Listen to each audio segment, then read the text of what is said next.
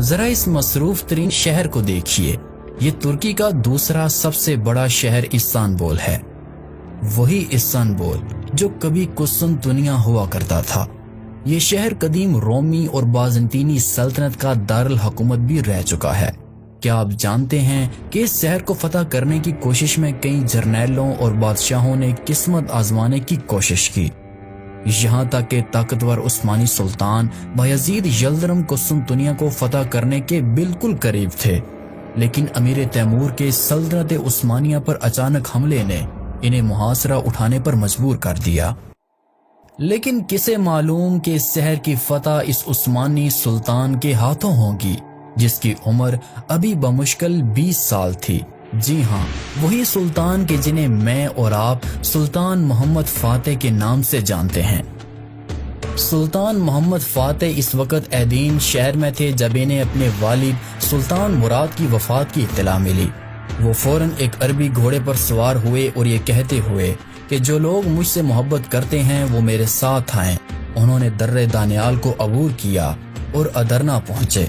تخت نشینی کے وقت ینیچری کی خوشنودی حاصل کرنے کی غرض سے انہوں نے انعامات تقسیم کیے، جس سے آئندہ کے لیے مثال قائم ہو گئی اور ینیچری میں بھی اپنی اہمیت کا احساس پیدا ہو گیا۔ سلطنت کو ہاتھ میں لینے کے بعد سلطان محمد فاتح نے یہ سوچ لیا تھا کہ وہ قسطنطنیہ کو فتح کر کے رہیں گے، لیکن انہوں نے پہلے ایشیائے کوچک کی بغاوتوں کو ختم کیا اور امیر کرمانیہ سے صلح کی اور اس کی بیٹی سے نکاح کیا۔ اس کے بعد 3 سال کے لیے ہونیاڈے سے بھی صلح کر لی، جس کی وجہ سے شمالی یورپ کی طرف سے کوئی خطرہ باقی نہ رہا۔ پھر سلطان نے ایک فوج موریا بھیج دی تاکہ شہنشاہ کے بھائی جو وہاں حکومت کرتے تھے قسطنطنیہ کی مدد کرنے سے روک دیے جائیں۔ ان تمام احتیاطی تدابیروں سے فارغ ہو کر سلطان نے آبنائے باسفورس کے یورپی ساحل اور قسطنطنیہ سے تقریباً 5 میل کے فاصلے پر ایک زبردست قلعہ تعمیر کرانا شروع کیا۔ قسطنطین نے اس قلعے کی تعمیر کے خلاف احتجاج کیا، لیکن بے سود۔ قسطنطین سمجھ چکا تھا کہ یہ ساری تیاریاں دراصل قسطنطنیہ پر حملے کے لیے ہو رہی ہیں، چنانچہ یہ قلعہ 856 ہجری بمطابق 1452 عیسوی کے موسم سرما سے پہلے ہی تیار ہو چکا تھا، اور یوں آبنائے باسفورس اب تمام تر ترکوں کے قبضے میں تھا۔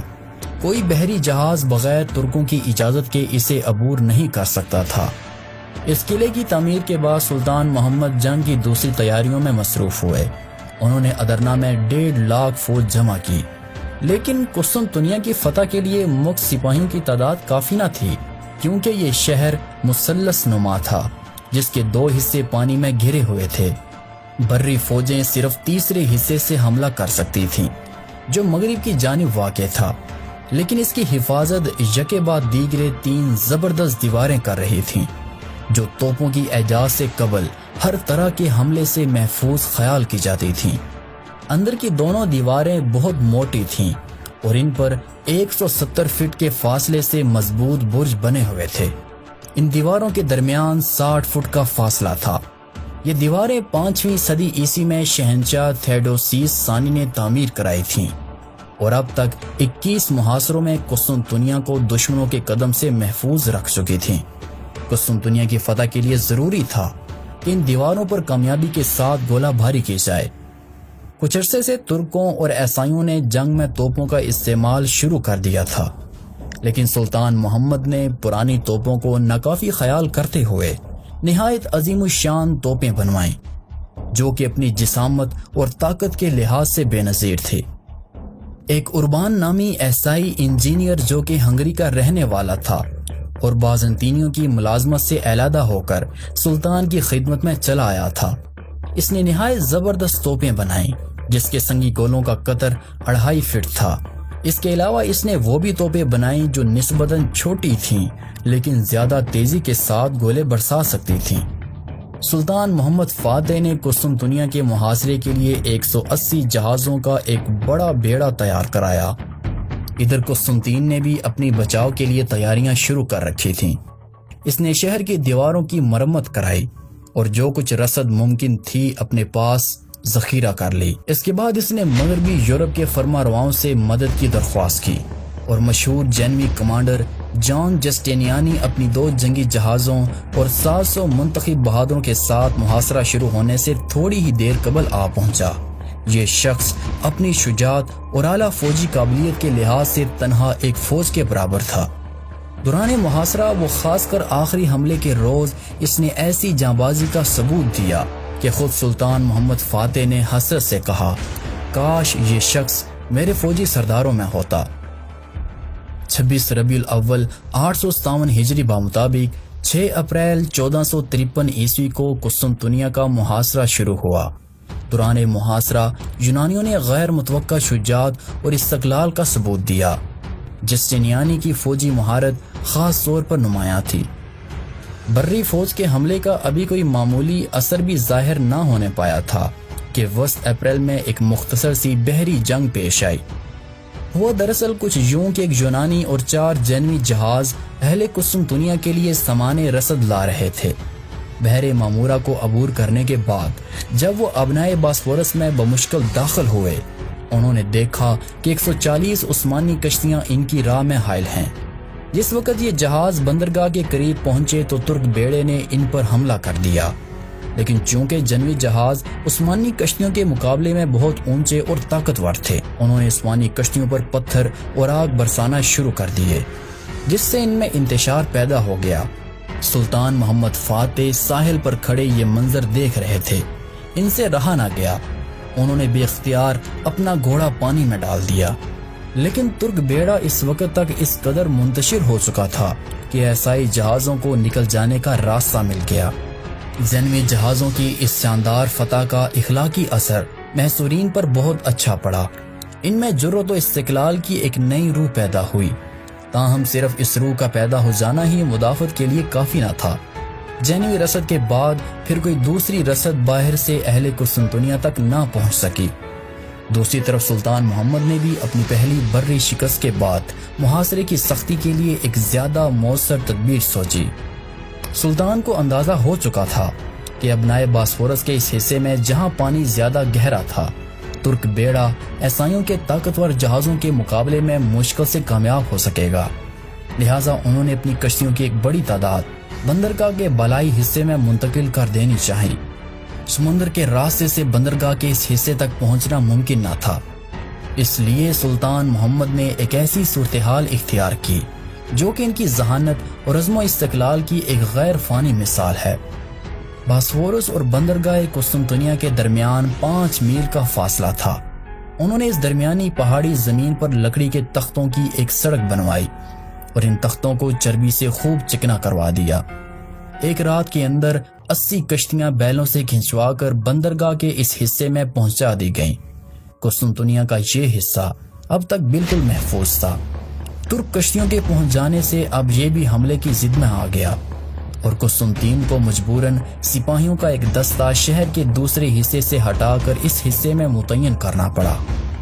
اس درمیان میں شہر کی دوسری سمتوں میں برابر حملے ہو رہے تھے، لیکن ان زبردست دیواروں پر جو کہ 1000 سال سے دشمنوں کا مقابلہ کر رہی تھیں، ہنوز ان حملوں کا کوئی اثر ظاہر نہ ہوا۔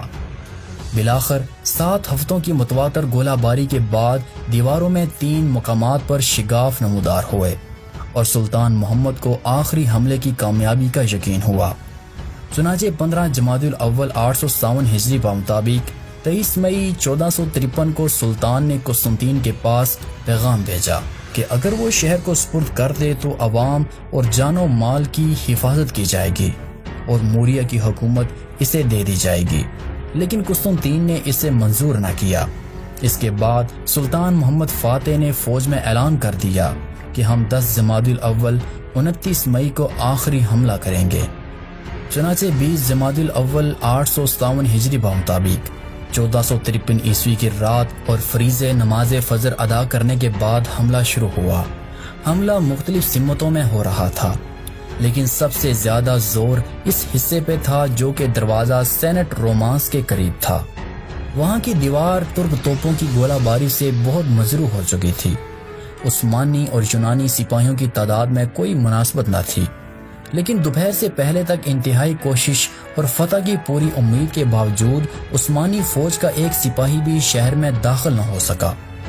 قسطنطین اور اس کے ساتھیوں نے اس روز حیرت انگیز شجاعت کا ثبوت دیا، لیکن سلطان محمد بھی عزم و استقلال کا مجسمہ تھے۔ وہ ابتدائی ناکامیوں سے بددل نہ ہوئے اور اب سلطان خود جنیچری دستوں کے ساتھ آگے بڑھے۔ یونانی اس وقت تک بالکل خستہ حال ہو چکے تھے اور ان میں اب تازہ حملے کی طاقت نہ تھی۔ ایسے نازک موقع میں سلطان محمد اپنی پوری قوت کے ساتھ حملہ کر رہے تھے۔ جسٹینیانی جو کہ اس جنگ میں شریک تھا زخمی ہوا، اور زخمی ہونے کے بعد جسٹینیانی شہر کو چھوڑ کر چلا گیا۔ اس کے جاتے ہی عیسائیوں میں کمزوری کے آثار نمایاں ہونے لگے۔ قسطنطین نے خود موقع پر پہنچ کر کمان اپنے ہاتھ میں لی، مگر ینیچری کا حملہ اتنا سخت تھا کہ شہنشاہ اور اس کے بہادر سپاہیوں کی جبازی زیادہ دیر تک مقابلہ نہ کر سکی۔ خود ینیچری فوج کا سردار آغا حسن اپنے 30 ہمراہیوں کے ساتھ دیوار پر چڑھا۔ اگرچہ حسن اور اس کے 18 ساتھی موقع پر شہید ہو گئے، تاہم باقی کامیاب رہے اور اس کے بعد ہی ترک دستے بھی یکے بعد دیگرے پہنچتے گئے۔ یونانیوں کے لیے اب کوئی امید باقی نہ رہی۔ شہنشاہ قسطنطنیہ نے اپنی پوشاک اتار کر پھینک دی اور ترک فوج کے بڑھتے ہوئے طوفان میں گھس کر ایک جانباز سپاہی کی طرح لڑتا ہوا مارا گیا۔ چند لمحوں کے اندر قسطنطنیہ عثمانیوں کے پے در پے دستوں سے بھر گیا۔ شہر میں داخل ہونے کے بعد عثمانی مال غنیمت سمیٹنے لگے۔ ظہر کے قریب سلطان محمد فاتح اپنے وزراء اور امرائے سلطنت کے ساتھ شہر میں داخل ہوئے۔ سینٹ صوفیہ کے گرجے کے پاس پہنچ کر وہ گھوڑے سے اترے اور اس عالی شان معبد میں داخل ہوئے جس میں 1100 برس سے 3 خداؤں کی پرستش ہو رہی تھی۔